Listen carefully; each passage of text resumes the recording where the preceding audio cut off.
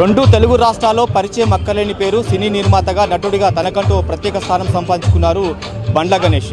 ఇవాళ ఆయన షాద్నగర్ నుంచి తిరుమలకు కాలినడకన సంకల్ప యాత్ర కార్యక్రమానికి శ్రీకారం చుట్టారు. కొద్దిసేపటి క్రితమే షాద్నగర్ నుంచి ఆయన బయలుదేరి వెళ్తున్నా చూడొచ్చు. విజువల్స్లో కూడా కాలినడకన బయలుదేరి వెళ్తున్న సిచ్యువేషన్ మనం చూడొచ్చు. అన్న, ఇవాళ ఈ యొక్క సంకల్ప యాత్ర ముఖ్య ఉద్దేశం ఏంటి? ఏడుకొండల వాడికి మొక్కున్నా అన్న.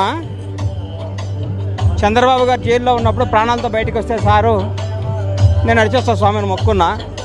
మొన్న 12వ తారీఖు కేసు కొట్టేశారు, నడుచుకుంటూ వెళ్తున్నా అన్న. చంద్రబాబు నాయుడు గారు అరెస్టు సమయంలో మీరు ఎలాంటి మొక్కు చేసుకున్నారో వివరిస్తారా? సుప్రీంకోర్టులో నిలబడి గౌరవనీయుల న్యాయస్థానం జడ్జి గారు ఇది నా ముందు కాదు అన్నారు. ఆ రోజు భయపడ్డా, ఇది ఏమవుతుందో సార్ ఏమవుతాడని.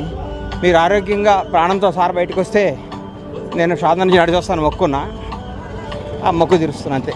నా గడప నుంచి మీ కొండ దాకా అన్న భావనలో అంతర్యం ఏమిటి?